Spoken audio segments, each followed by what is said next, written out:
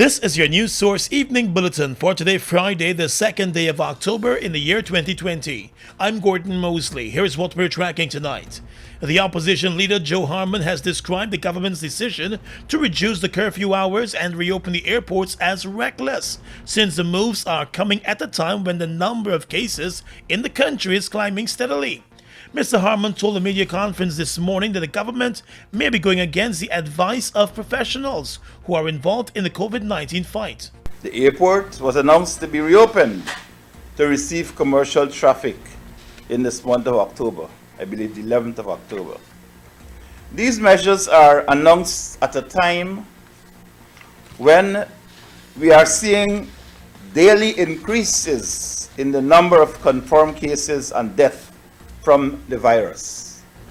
As of yesterday, I understand that confirmed cases stood at 2,894, while the number of deaths were recorded at 85.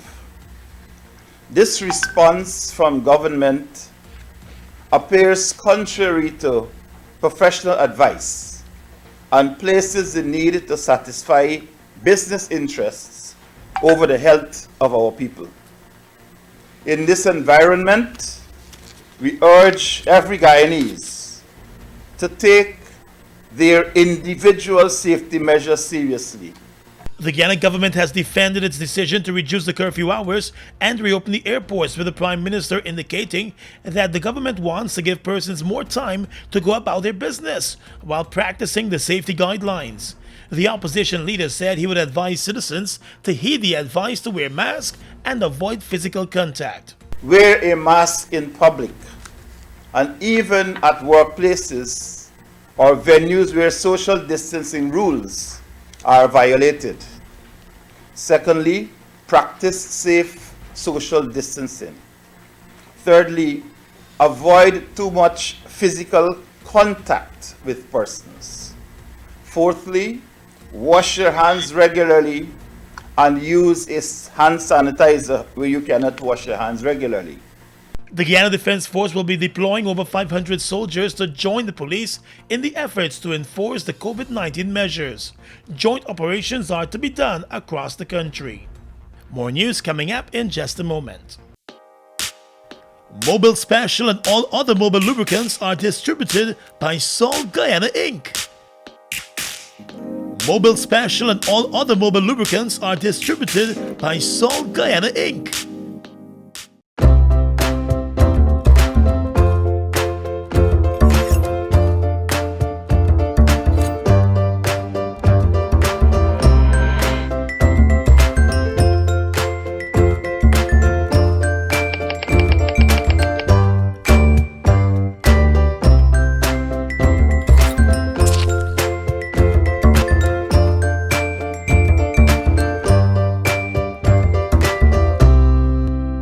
Design, photography, advertising, you name it, we do it. At Mass Global Media, we offer high-quality, versatile media and marketing solutions that will help your business reach its goals. Contact us now if you want a website developed, graphic design, social media marketing, animation, and much more by emailing info@massglobalmedia.com or call 658-5636. Mass Global Media. Vision, execution, results.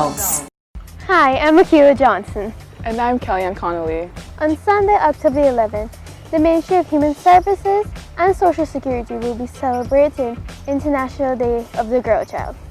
My Voice, or Equal Future, is this year's theme. What does that even mean to me? Well, it is a day to be highlighted and address needs and challenges girls face while promoting girls' empowerment and ensuring our rights are protected. Girls can do anything. We can control our future. I want my future to be where women are in leadership positions, founders of businesses, and CEOs. What do you want your future to be? The ministry wants to know. How? Use your phone to record 45 seconds to a 1-minute video to express yourself. Show how it feels to be a teenager and what are your dreams for the future. So if you are the ages between 9 and 14, take up this challenge. Use your voice to share your views about your future.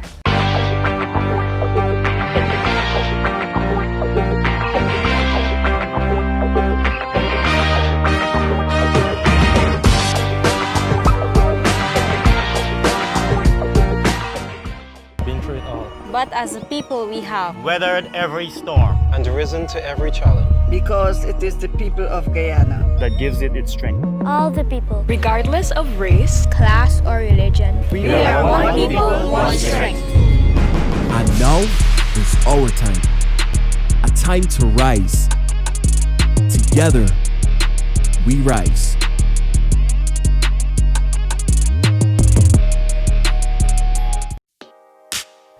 Mobil Special and all other Mobil lubricants are distributed by Salt Guyana Inc. Mobil Special and all other Mobil lubricants are distributed by Salt Guyana Inc. Welcome back. There were 39 new cases of coronavirus today. The death toll remains at 85. 3 men ages 46, 69, and 73 became the latest COVID-19 fatalities in Guyana last evening. The increase in fatalities over the past 2 months has raised serious questions about the efforts of the government to fight the disease.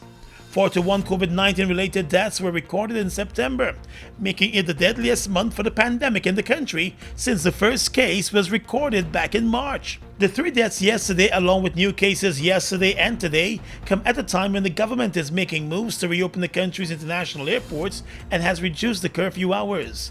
Health Minister Dr. Frank Anthony has attributed the spike in deaths to more persons with underlying conditions contracting the virus.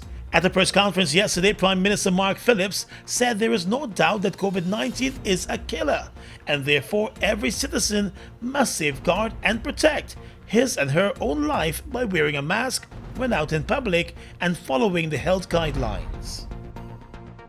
With the Guyana Public Service Union holding firm to its threat to call for a full strike at the Georgetown Hospital if moves are not made to address concerns and demands of healthcare workers, the hospital has started to put systems in place for a possible shortage of staff.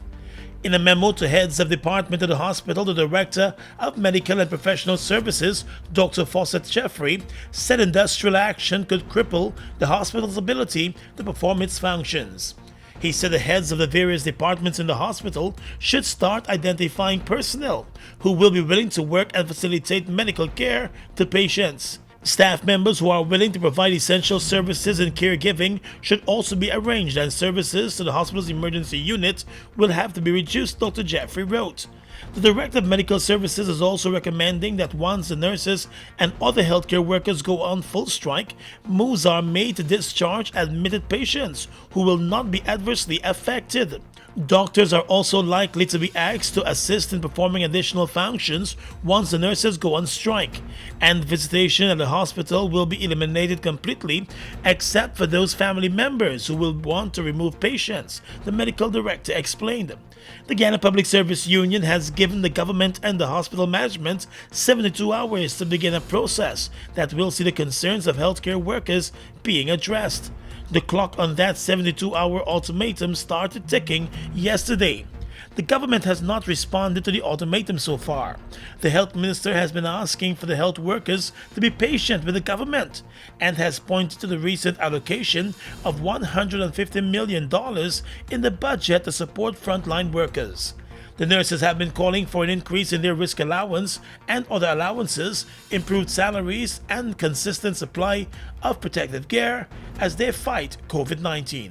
This evening, the government is holding firm to its position that the squatters at Success on the east coast of the Marara must end their squatting on lands owned by Gaisuco and the government's holding company NISIL. Regional Chairman Daniel C. Ram headed a regional team today to meet with government officials, including the Minister of Housing, the Minister of Home Affairs, and the CEO of Gaisuco. The regional chairman said he was hoping that the government would have put a hold to its immediate plan to remove the squatters. He was told that there was going to be no budging in the position of the administration, and the squatters now have up until Monday to remove completely from the land. Myself and team did our best to represent the causes of the people of Success who are occupying that plot of land. And we would have given, put forward to government all the questions that were asked by the people.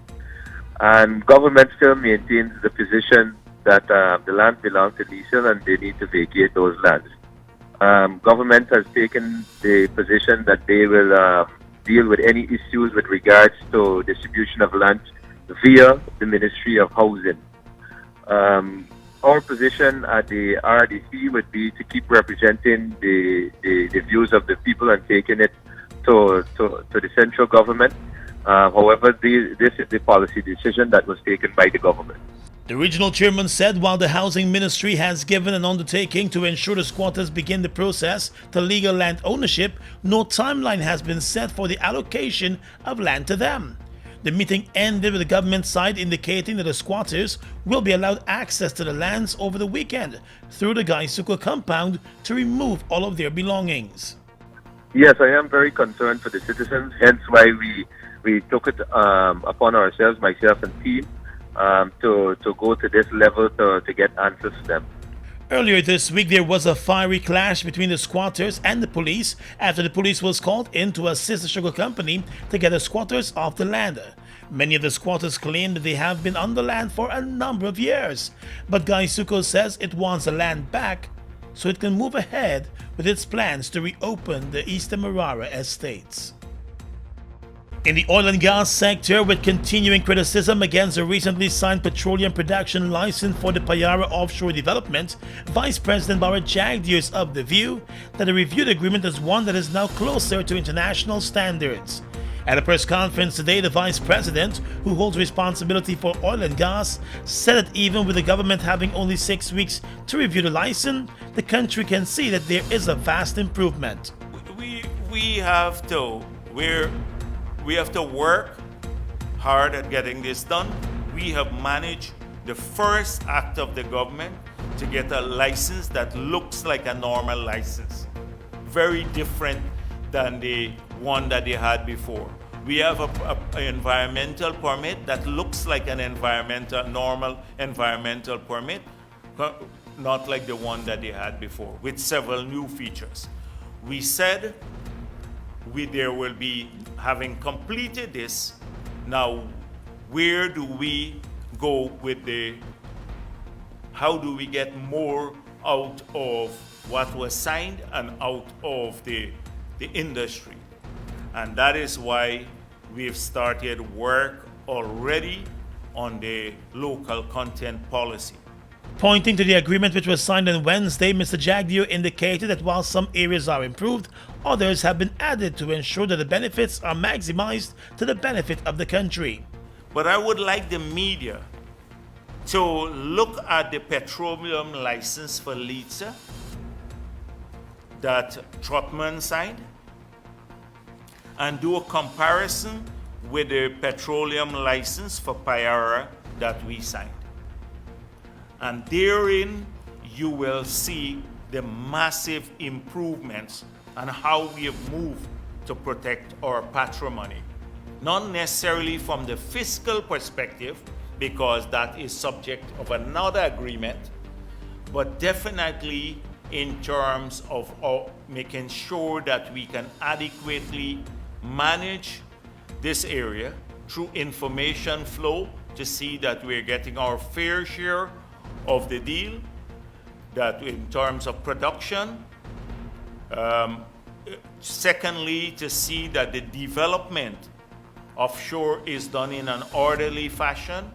Thirdly, that we do it in an environmentally safe manner.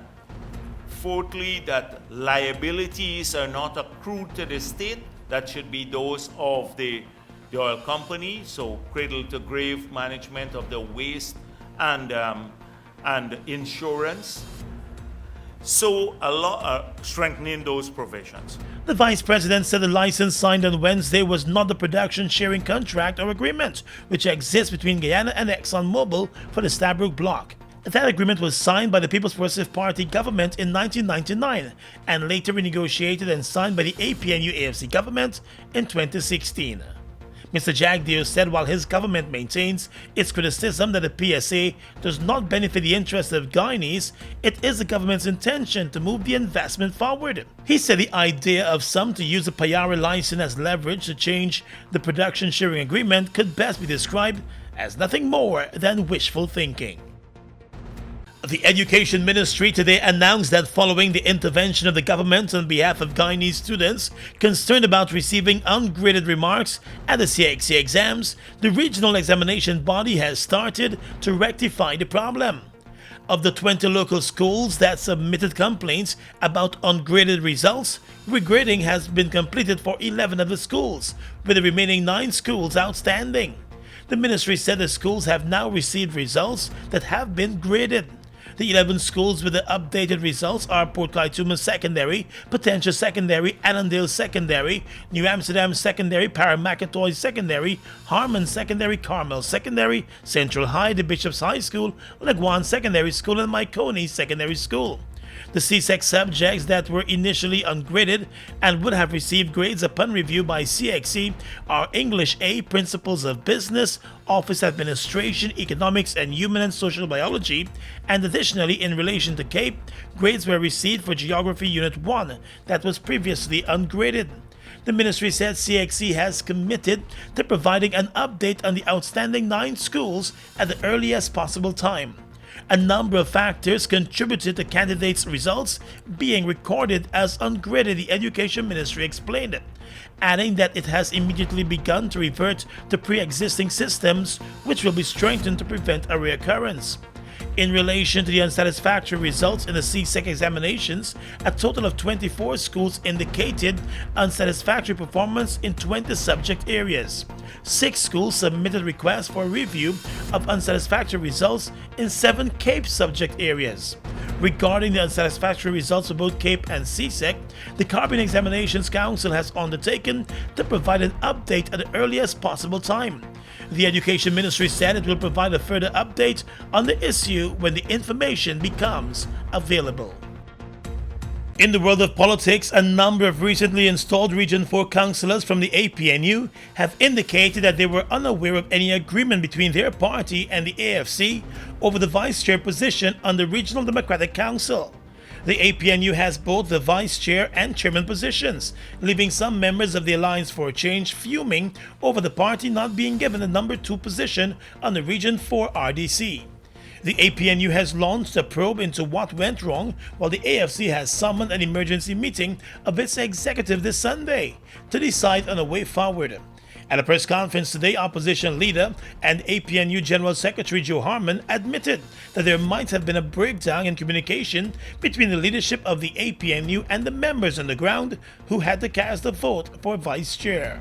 The requirement for communication of that agreement to the parties on the ground was the responsibility of the 2 elements in that agreement. So it was in fact a requirement that the councillors on the ground be advised about this agreement. My understanding is that there was might have been some breakdown in communication, but that is a matter which is being investigated as well. The APNU and AFC had agreed that in Region 4 and 7, the APNU will get a chairmanship position while the AFC would be given the vice chair. At Monday's election, both parties made nominations for the vice chair position in Region 4. The APNU's 13 councillors were joined by 1 AFC councillor in supporting the APNU candidate, leaving the AFC's candidate with only 5 votes from the remaining AFC members. Coalition parliamentarian David Patterson tendered his resignation as General Secretary of the AFC and threatened that he would have also been removing himself as a Member of Parliament over what took place in the Region 4 RDC.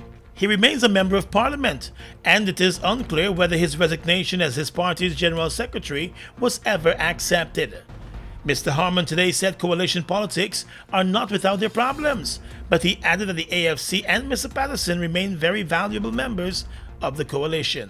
What I want to make very clear is that in political life, sometimes there are bumps which you go over, ups and downs, but the importance is that as a coalition, our parties are better together and we subscribe to certain basic principles that sees the need for us uniting as a country, that eschews one-party rule, and that recognizes that inclusive governance is important to the development of Guyana. Meanwhile, the elected chairman and vice chairman for Region 4 have been busy moving around with a number of meetings as they settle into their new roles. Let's tell you now that Minister of Human Services and Social Security Dr. Vindhya Prasad has boasted of the strides made by Guyana towards the achievement of gender equality and the empowerment of women and girls. In a virtual address to the UN General Assembly to celebrate the 25th anniversary of the Fourth World Conference on Women, Minister Prasad noted that there is a need for the acceleration of efforts towards the removal of barriers that hinder equality and the empowerment of women and girls. It is my fervent hope that today's exchanges will provide the impetus for us to accelerate our efforts towards removing persistent barriers of inequality and empowering our women and girls. The UN Women's Report, Women's Right in Review, 25 years after Beijing, to which 170 countries, including Guyana, contributed, serves as a gauge by which we can measure our progress, recognize shortfalls, and propose solutions. We've not stood still, yet no country has achieved gender equality and empowerment for all women and girls. The minister acknowledged that more than policy changes should be done, and she offered government's commitment to ensuring more equality. Mr. President, even the best plans and policies cannot create change unless they are implemented. The government of Guyana understands that, and that women's rights are human rights, and we commit to accelerating the implementation of the Beijing Declaration and Platform for Action. The high-level meeting of the UN General Assembly focused on accelerating the realization of gender equality and the empowerment of all women and girls, the theme of the conference. Back in 2019, the UN General Assembly agreed to convene the high-level meeting to celebrate the 25th anniversary of the Fourth World Conference on Women. Across the region is coming up next. Mobil Delvac and all other mobile lubricants are distributed by Salt Guyana Inc. Mobil Delvac and all other mobile lubricants are distributed by Salt Guyana Inc.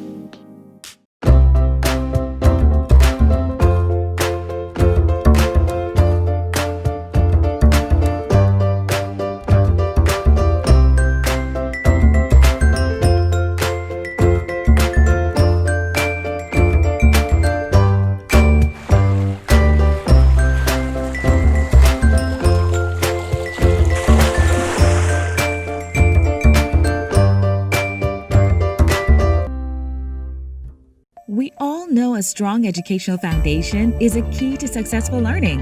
Global Technology combines award-winning curriculum with innovative technology and teacher support to help students reach their potential. Our online platform creates an engaging learning experience. Using any device, you can be a part of amazing class discussions, collaborate with others, and have access to virtual learning software.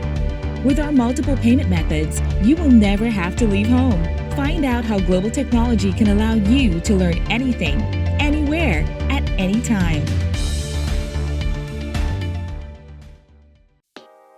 Mobil Delvac and all other mobile lubricants are distributed by Salt Guyana Inc. Mobil Delvac and all other mobile lubricants are distributed by Salt Guyana Inc.